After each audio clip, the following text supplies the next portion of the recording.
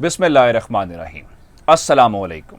लाखों करोड़ों दुरूदो सलाम मोहम्मद मुस्तफ़ा सल्लल्लाहु अलैहि वसल्लम और आले मोहम्मद पर।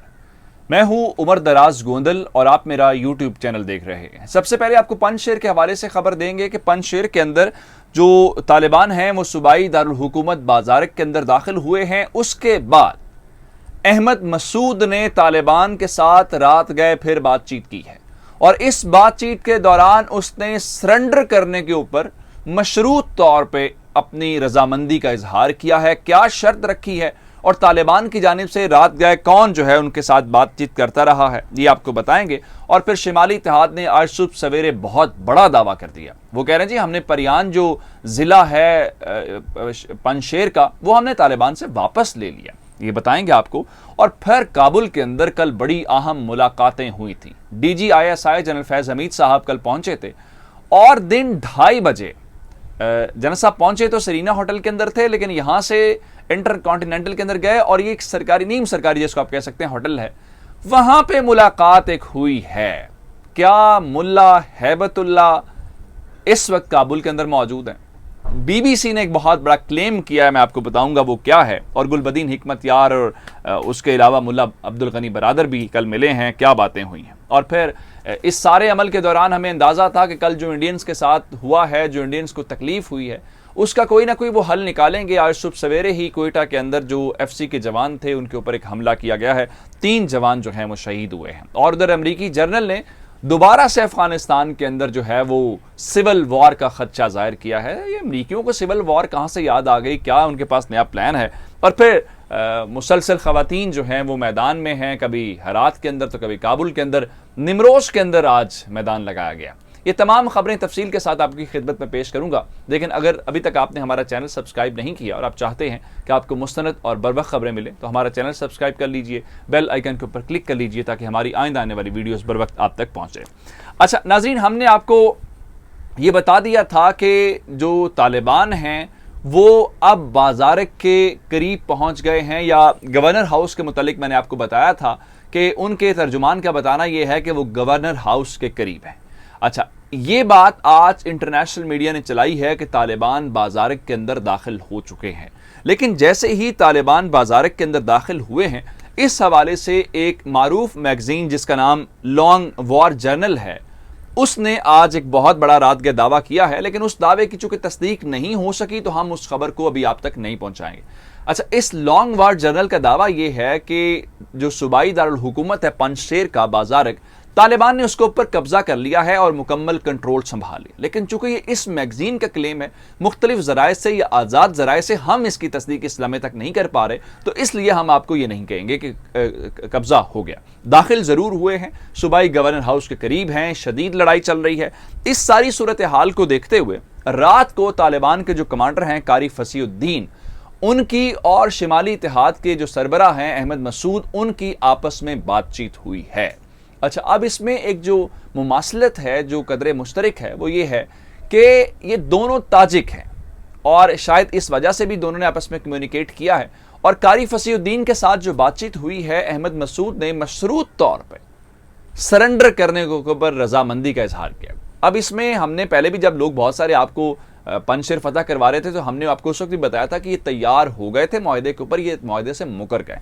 अब रात गए फिर बातचीत हुई है और इस बातचीत के दौरान उसने सिर्फ ये कहा है, एक तो मेरी जान की मुझे हिफाजत का यकीन दिलाया जाए, दूसरा मैं बाइज्जत सरेंडर करना चाहता हूं, यानी मेरी कुछ टर्म्स एंड कंडीशंस हैं, मैं उसके मुताबिक जो है आपके सामने सरेंडर करने के लिए तैयार हूं। इस इनिशियल बातचीत के बाद अभी तक तालिबान की जानिब से कोई क्लेम नहीं किया गया, ना ही उनकी जानिब से कि तालिबान इस बारे में क्या जो है वो गौर कर रहे हैं। इस दौरान काबुल के अंदर एक मजहबी जो रहनुमा है उनका बड़ा इज्तिमा हुआ और उन्होंने शिमाली इत्तेहाद वालों से और तालिबान दोनों से यह कहा है कि इस मसले का बातचीत के जरिए हल निकाला जाए, खून खराबे से गुरेज किया जाए। लेकिन शिमाली इत्तेहाद वाले आज सुबह सवेरे उठे हैं, उन्होंने चूंकि रात को भी लड़ाई होती रही है तो उन्होंने एक बहुत बड़ा क्लेम किया।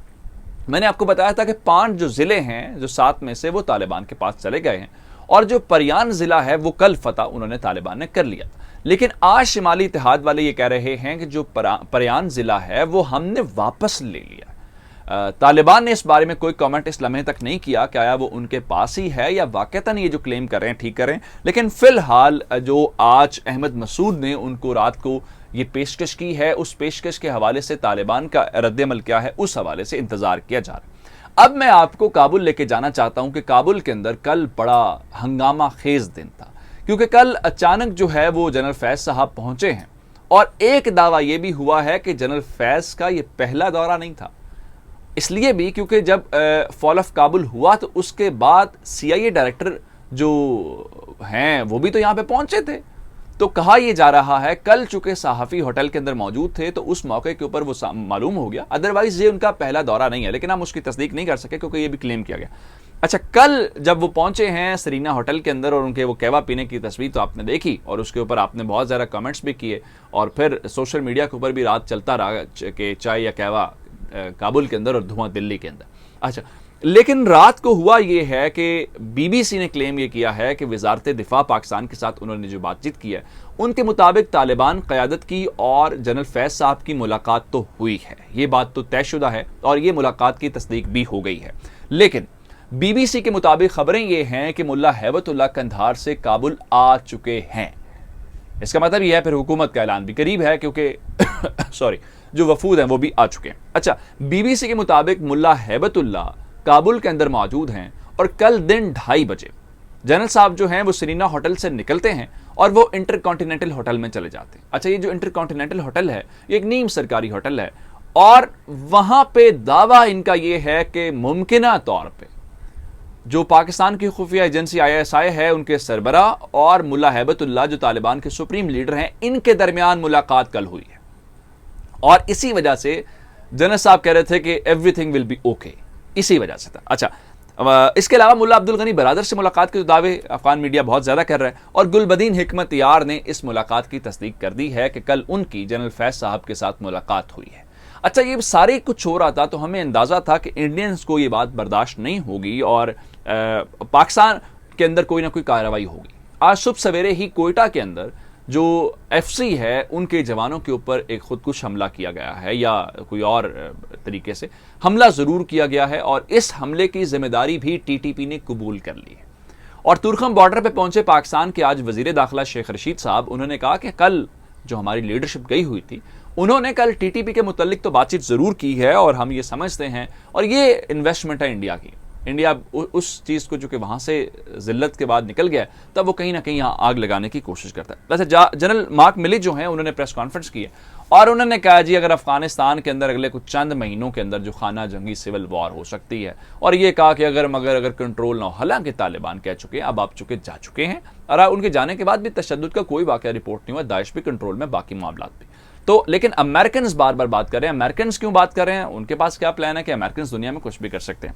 अच्छा, अब आगे चलते हैं, सूबा निमरोज के हवाले से आपको बताते हैं। हरात और काबुल के हवाले से खवातीन के कुछ मुजाहरे हुए और कल प्रोपेगेंडा भी बहुत कुछ हुआ, मैं आपको बताता हूं। तालिबान इसको साजिश कह रहे थे। आज सुबह निमरोज जो है वहां पे खवातीन ने मुजाहरा किया और कह रहे हैं जी हमें जो इक़्तिदार है उसके अंदर हिस्सा दिया जाए, हमारे हुकूक प्रोटेक्ट किया जाए। ये अब तक की अपडेट्स थी। मुझे उमर दराज गोंदल को फेसबुक, ट्विटर, इंस्टाग्राम के ऊपर फॉलो कर सकते हैं। मेरा यूट्यूब चैनल सब्सक्राइब कीजिएगा। आपकी समातों का बहुत शुक्रिया। खुदा हाफिज़।